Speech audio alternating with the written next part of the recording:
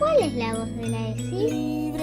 Este podcast nos responde de la experiencia situada con relatos y proyectos para resistirla siempre desde el amor. Me llamo Leonardo, soy docente pasé por varios niveles. Estuve de profe en secundaria, arranqué de prese, ahora soy maestro de grado, estamos en la escuela primaria 18 ahora, y este año estoy laburando en FINE también, en Villa Celina. Le doy una materia que me encanta, que es metodología de la investigación. Acá soy maestro de primero y segundo grado. El otro día en la capacitación que hicimos de ESI tratábamos de encontrarle la fecha y de la fecha de la sanción de la ley, y pensábamos como referencia, tomábamos la de educación secundaria y no la encontrábamos, y pensaba en la primera capacitación a la que asistí, y fue en el 2014, una muy buena capacitación donde nos juntaban con compañeros y compañeras de escuelas privadas. Y había una discusión, muy fuerte entre lo que era la ESI, como que tenían como una ESI paralela con libros, todo una cosa, pero donde no era lo que pasaba en la capacitación, lo cual lo hacía un espacio muy interesante para discutir esas miradas sobre la ESI, y como que fue la primera vez, porque después estaba la idea de replicarlo, la primera vez que hicimos una jornada en una escuela sobre ESI con nosotros, con los adultos, que como que nos cuesta un montón ponernos en esto de poner el cuerpo, ¿no? Uno que en la clase está poniendo el cuerpo todo el tiempo, y después, pero para pensarlo en relación con la sexualidad, y salirse de lo biológico y salirse de la vergüenza y de los miedos, fue un 2014 así como entrada re interesante. Estuvo re piola. Después de esta última capacitación surgió no solo la propuesta de lo evaluativo. O sea, había que presentar para cerrar la capacitación un proyecto, acciones que haríamos en el marco de la ESI, pero también habíamos mirado nuestra práctica.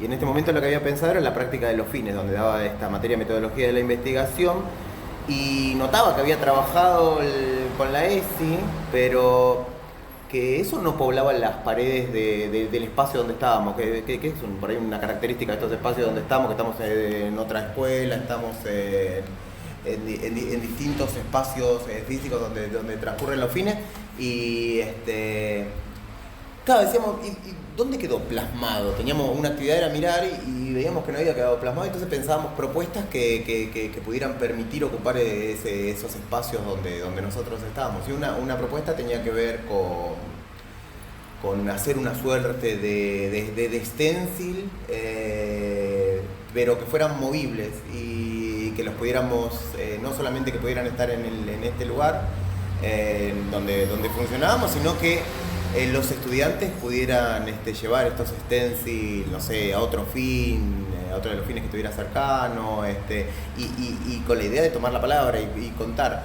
Pero tenía como una instancia previa, que la primera era el laburo entre nosotros, entre los docentes, con una dinámica que es bastante conocida. La primera capacitación que hice en ESI tenía esto de la dinámica de las estaciones, cuántas veces nos habían hablado a nosotros de la ESI como adultos, y habíamos hablado en nuestras casas, en la familia, para poner el cuerpo nosotros.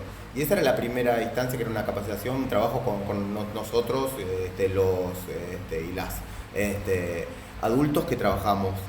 Pero después pensamos cómo trabajarlo con nuestras y nuestros estudiantes, y surgió la idea de que partía un poco de la capacitación, de Casa Tomada, el cuento de Cortázar, y había como una lectura muy fuerte con el tema de los derechos, sentir que todo el tiempo había un avance, en este marco, tan terrible, donde se piensan que los derechos son aberraciones, había un sentir que cada vez tienen ellos, ¿no? Ellas tienen más derechos, y como que nos roban porciones de derechos, como hay como una torta de derechos, y nos están sacando, no sé, nuestra tajada de derechos, pero era muy fuerte sentirlo entre compañeros, ¿no? Y compañeras que traían por ahí este discurso de, bueno, pero cada vez tienen, y por ahí lo que no se terminaba de reconocer era cuáles eran nuestros privilegios, y donde nos sentíamos afectados por estos derechos. Entonces pensábamos en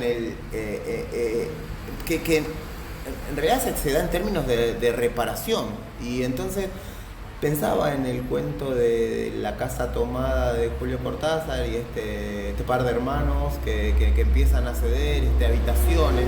Pensaba también la dificultad de salirse de la lectura de Sebrelli, ¿no? O sea, una lectura es que Cortázar ante lo que reaccionaba era ante el peronismo, ¿no? Entonces estaba la casa tomada, era el avance de las clases populares, los cabecitas negras que iban tomando los espacios. Y pensaba qué contexto tan distinto, pero donde los derechos vuelven a ser una reparación, la lectura nos afecta, nos toma la nuestra. Entonces, hacer este recorrido con las y los estudiantes de leer el cuento de Julio Cortázar en esta clave, pero después no quedarse en la lectura, ni siquiera en la lectura propia del docente, sino, o sea, buscar las otras lecturas y buscar dónde está cómo está siendo contado por los medios de comunicación, ¿no? Cuáles son así, a ver, como con comillas, estas literaturas que nos hacen pensar que nos están tomando la casa, ¿no? Pensando en nuestros derechos. Nos parecía que era una actividad potente, o sea, como hacer una suerte de, no es un mapeo territorial, pero sería como un mapeo de, no sé, medios de comunicación y pensando dónde están esos discursos. Y los discursos que ven a los derechos como aberración están muy instalados. Y en esta semana tuvimos una noticia, que fue la semana anterior, muy terrible, que era esto de en una escuela se trabajó la ESI y les pasaron la película 50 sombras de Grey, sin haber chequeado todavía nada. Uno olía, masticaba, percibía, el invento terrible que era. Vos escuchabas comunicadores diciendo, como indignados, o sea, como una indignación así como muy inflada, diciendo, bueno, una secundaria, que no se decía cuál era. Si sabían el nombre de la secundaria, te lo dicen de una porque, o sea, mandan a las familias a escrachar a esos docentes. No tenía nombre la secundaria, no tenía número, y eran chicos de 8 años. ¿En qué secundaria tenemos chicos de 8 años? ¿Qué docente va a pasar las 50 sombras de Grey? ¿Y por qué asociar que una película es la ESI, ¿no? O sea, era otra vez el cuco de la ESI, supuestas madres de docentes, de alumnos de esa escuela que daban el discurso y ni siquiera vivían en la provincia de Buenos Aires. O sea, una cosa muy armada, que después anda a desarmarla. ¿Dónde después vimos esa contranoticia? ¿Dónde se dice, no, bueno, o sea, todavía si buscan en internet todavía están los videos de esta indignación? Nada, la propuesta quería eso, recuperar cómo desarmamos esos discursos y cómo se nos pegan a nosotros como trabajadores y trabajadoras de la educación. Todos entendemos que se viene un contexto complicado, ¿no? Pero no solo para la ESI, pero pensando en la ESI y no solo en los 4 años que se vienen, sino en los que recorrimos, donde ya convivimos con un discurso que ataca la ESI. La otra vuelta discutíamos para hacer un trabajo, yo no escribo con la X, pero escribía con el arroba. Y hay como mucha confusión y como mucha laburo desde los medios de comunicación, donde una mamá te dice, bueno, pero usted cómo escribe con el arroba, eso está prohibido, la ministra de Educación lo prohibió. Digo, pero no tenemos ministra de Educación, o sea, por ahí es, y hay como mucha confusión generada también a propósito, pero y un empoderamiento negativo en algunos sectores, ¿no? que terminan esto que conocemos del con mis hijos no te metás. Y en este contexto que se viene pensamos que es muy, muy, muy necesario meternos más con la ESI y con la ESI, no con, no sé, versiones edulcoradas o desgasificadas como pueden ser. Yo laburo en primaria también, ¿no? Y es muy común, y a veces también estoy en primero y segundo grado y vienen los chicos y chicas de jardines o lo laburaron ya el monstruo de los colores o lo van a laburar también y no es por demonizar, digo que no es lo que queremos, el monstruo de los colores, pero digo, tiene una lectura que nos deja como tranquilos o tranquilas de que listo, laburamos la ESI. ¿Por qué? Porque laburamos las emociones.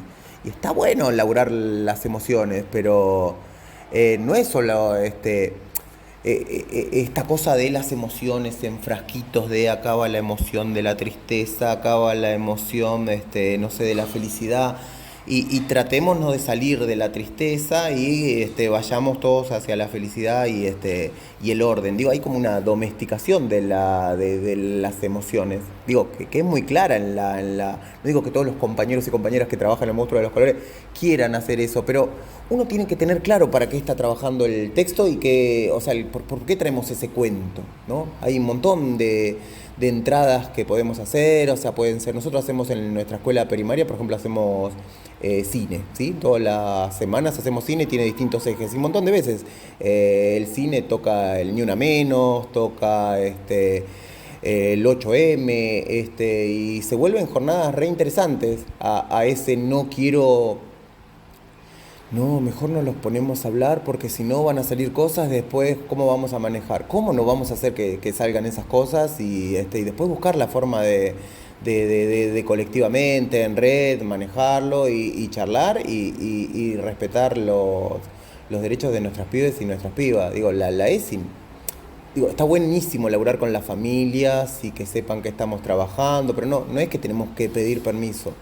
La ESI es una ley y la forma de sostenerla y defenderla es que esté en nuestras aulas, que estuvo los 4 años anteriores y desde que la tenemos como ley y que tiene que estar mucho más, o sea, es muy, muy necesario, no solo para cuidar nuestras pibas, sino para cuidar los pibes, o sea, que genera nuestra educación, o sea, es como nada, como padres, o sea, que somos, o sea, pensar, o sea, qué sociedad estamos formando,